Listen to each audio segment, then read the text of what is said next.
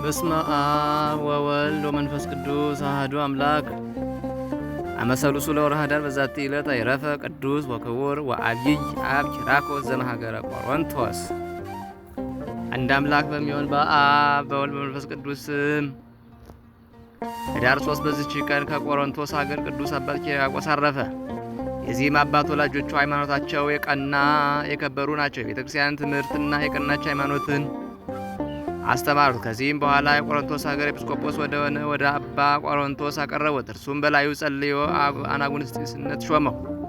ለአባ ጴጥሮስም የወንድሙ ልጅ ነው። ከዚህም በኋላ ዘወትር መጻሕፍትን የሚያነብ ቃላቸውንም ትርጓሜ የሚመረምር የቤተ ክርስቲያንንም ሥርዓቷንና ሕጓን የሚያጸና ሆነ።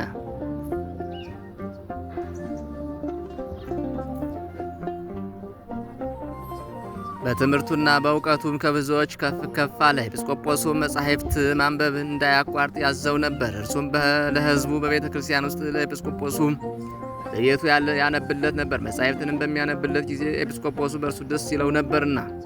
ዕድሜውም 18 ዓመት በሆነ ጊዜ ሚስትን ያጩለት ዘንድ ወላጆቹ ጠየቁት። እርሱ ግን ይህን አልወደደም። ግን ከገዳማት ወደ አንዱ ይሄድ ዘንድ እንዲያሰናብቱት ወላጆቹን ለመናቸው።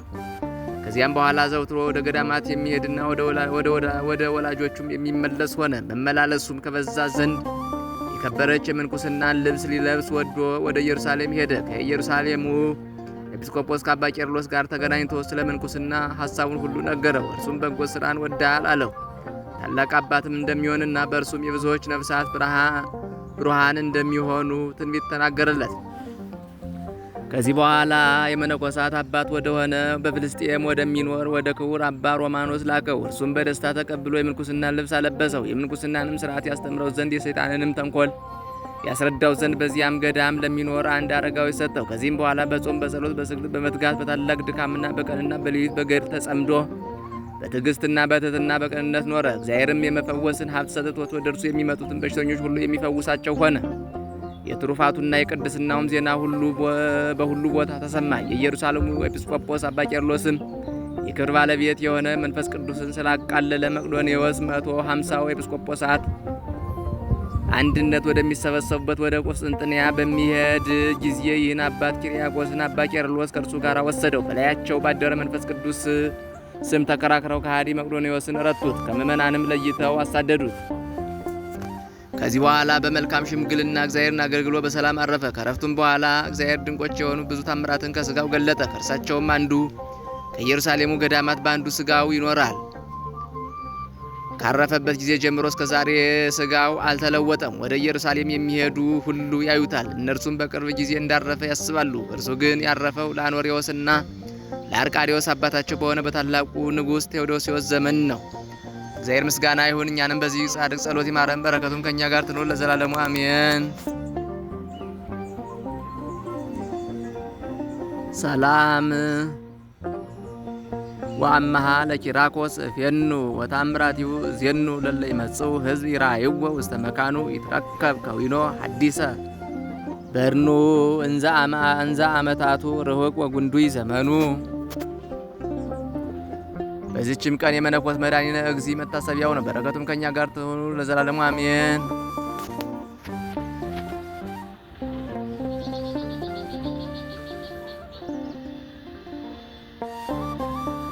ሰላም ለርእስከ ዘተከለለ ቆባ አርአያ አክሊሉ ክርስቶስ ዘለተ መስቀል ለተመርአ መድኃኒነ እግዚእ አፉየ ለለ ስመከ ጸዋአ ነአ ምስለ ሳሙኤል ነአ ከመ ምስሌነ ትግበር ሰላመ ወስንአ። በዚህችም ቀን አባት ናቴዎስና እህቱ ኢራኤ ያረፉ። ሊህንም ቅዱሳን ከሃዲ ንጉሥ መክስሚያኖስ ጽኑ የሆነ ስቃይን አሰቃያቸው። በመሰቃየትም በደከመ ጊዜ ራቁታቸውን ከጉድጓድ ጨመራቸው። በላያቸውም የጉድጓዱን አፍ ዘጋ። በውስጧም ነፍሳቸውን አሳለፉ። የሰማዕትነት አክሊልንም ተቀበሉ። በረከታቸውም ከእኛ ጋር ትኑር ለዘላለሙ አሜን።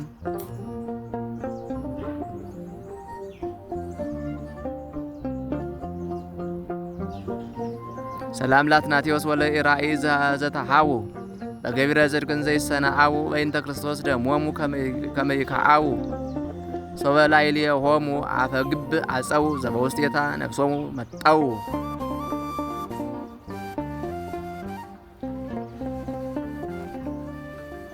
በዚህችም ቀን ለኢትዮጵያ ነገሥታት ለዘርዓ ያዕቆብ፣ ለበደ ማርያም፣ ለእስክንድር የሰራዊት አለቃ የሆነ ቅዱስ አምደ ሚካኤል አረፈ። የዚህም ቅዱስ የአባቱ ስም ገላውዲዮስ የእናቱ ስም ኤልሳቤጥ ነው። እነርሱም በዚህ ዓለም ገንዘብ ይልቁንም በሃይማኖትና በበጎ ስራ የበለጸጉ ናቸው። ይህንንም ቅዱስ በቅዱሳን አርባዕቱ እንስሳ በዓል ወለዱት። ስሙንም አምደ ሚካኤል ብለው ሰየሙት።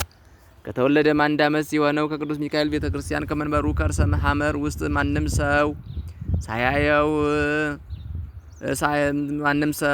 ሳያየው ሳይኖር እየድሃ ገብቶ 3 ቀን ሰነበተ። ወላጆቹም እርሱ እንደ ሞተ ተጠራጥረው እያለቀሱለት ኖሩ።